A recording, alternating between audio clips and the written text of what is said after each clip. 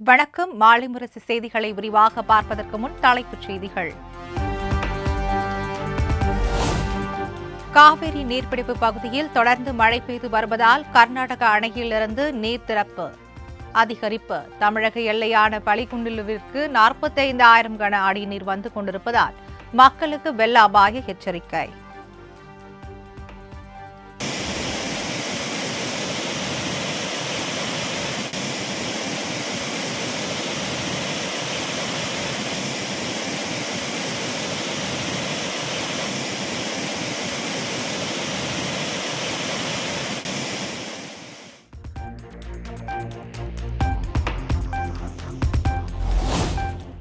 ஒகேனக்கல் காவிரி ஆற்றில் கடும் வெள்ளப்பெருக்கு.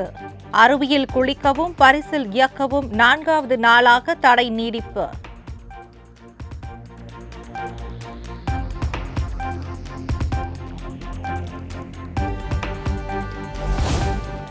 மேட்டூர் அணைக்கான நீர்வரத்து வினாடிக்கு 40,018 கன அடியாக அதிகரித்துள்ளதால் அதிகாரிகள் கண்காணிப்பு. நீர்வரத்து அதிகரிப்பால் அணையின் நீர்மட்டம் கிடுகிடுவென உயர்ந்து 55.12 அடியை எட்டியது.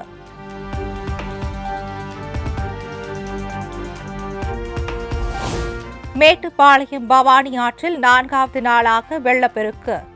ஆலங்கொம்பு, சிறுகை, லிங்காபுரம் கிராம மக்களுக்கு தொடரும் வெள்ள அபாய எச்சரிக்கை.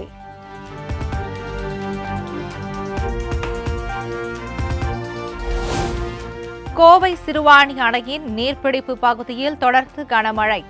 அணையிலிருந்து 1000 கன அடி நீர் வெளியேற்றம்.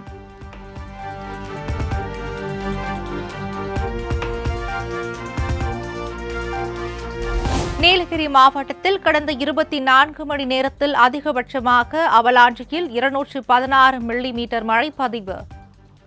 சேரங்கோட்டில் 126 மில்லிமீட்டர் மழையும், அப்பர் பவானியில் 120 மில்லிமீட்டர் மழையும், பந்தலூரில் 104 மில்லிமீட்டர் மழையும் பதிவாகியுள்ளதாக தகவல்.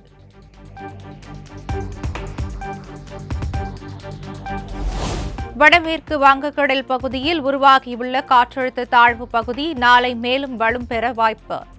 வலுப்பெற்ற காற்றழுத்த தாழ்வு பகுதி ஒடிசா கடற்கரையை நோக்கி நகரக்கூடும் எனவும் சென்னை வானிலை ஆய்வு மையம் தகவல்.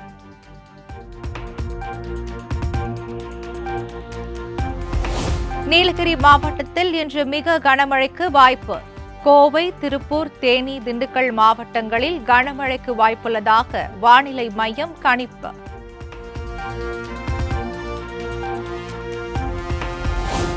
உதகை, குந்தா, கூடலூர் மற்றும் பந்தலூர் ஆகிய தாலுகாக்களில் உள்ள பள்ளிகளுக்கு இன்று ஒருநாள் விடுமுறை. கனமழை எச்சரிக்கை காரணமாக நீலகிரி மாவட்ட ஆட்சியர் உத்தரவு.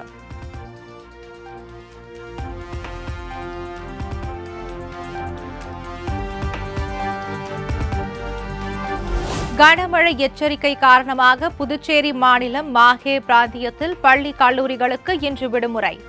தேர்வுகள் திட்டமிட்டபடி நடைபெறும் எனவும் பிராந்திய நிர்வாகம் மோகன்குமார் அறிவிப்பு.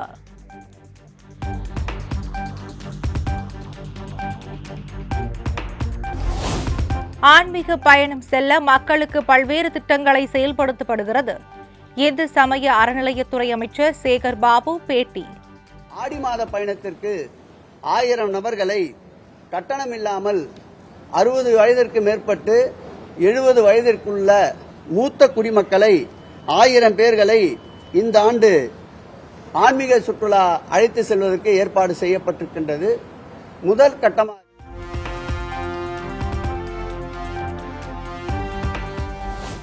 ஆடி மாதம் முதல் வெள்ளிக்கிழமையை முன்னிட்டு சமயபுரம் மாரியம்மன் கோவிலில் குவிந்த பக்தர்கள்.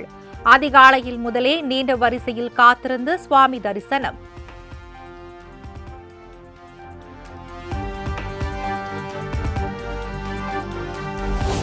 சட்டப்பேரவையில் தாக்கல் செய்யப்பட்ட 4 சட்டத்திருத்த மசோதாக்களுக்கு ஆளுநர் RN ரவி ஒப்புதல். சென்னையில் கழிவுநீர் இணைப்பை கட்டாயமாக்குவது உள்ளிட்ட திட்டங்கள் அரசிதழில் வெளியீடு.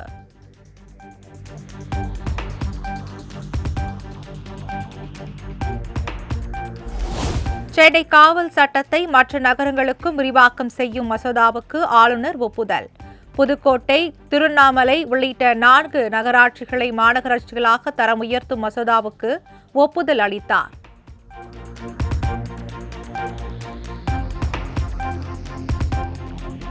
சன்னிபுரா வைரஸ் தொடர்பாக முன்னெச்சரிக்கை நடவடிக்கைகள் குறித்த வழிகாட்டு நெறிமுறைகள் வெளியீடு.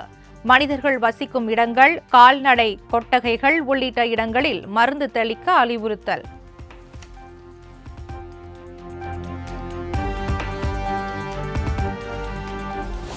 தமிழ்நாட்டில் 4 மாதங்களுக்கு பிறகு 1000-ஐ கடந்த டெங்கு காய்ச்சல் பாதிப்பு எண்ணிக்கை. டெங்கு காய்ச்சல் பரவலை தடுக்க அனைத்து நடவடிக்கைகளையும் எடுத்து வருவதாக சுகாதாரத்துறை விளக்கம்.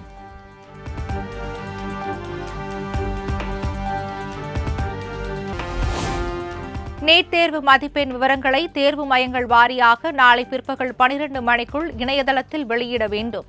தேசிய தேர்வு முகமைக்கு உச்சநீதிமன்றம் அதிரடி உத்தரவு.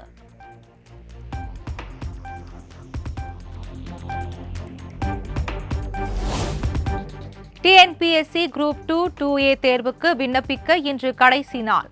தமிழ்நாடு அரசு பணியாளர் தேர்வாணையம் அறிவிப்பு.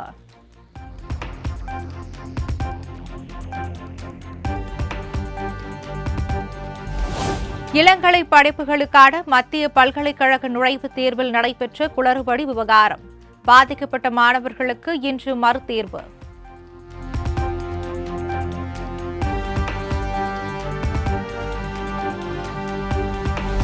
ஜூலை 24ஆம் தேதி டெல்லியில் காவிரி மேலாண்மை ஆணைய கூட்டம் நடைபெறும் என அறிவிப்பு.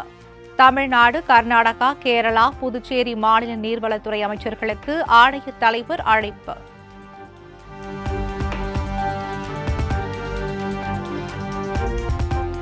சத்ரபதி சிவாஜி பயன்படுத்திய புலி நகம் இன்று லண்டனிலிருந்து இந்தியா கொண்டு வரப்படுகிறது.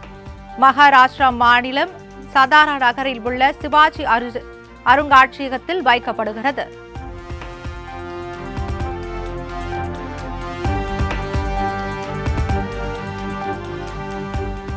இலங்கை அணிக்கு எதிரான T20 மற்றும் ஒருநாள் கிரிக்கெட் தொடருக்கான இந்திய அணி அறிவிப்பு. T20 தொடருக்கு கேப்டனாக சூரியகுமார் யாதவ் நியமனம்.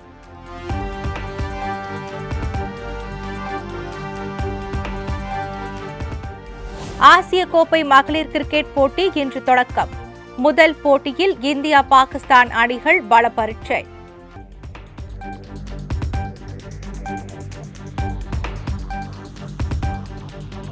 சேலம் ஸ்பார்டன்ஸ் அணிக்கு எதிரான TNPL T20 கிரிக்கெட் போட்டி.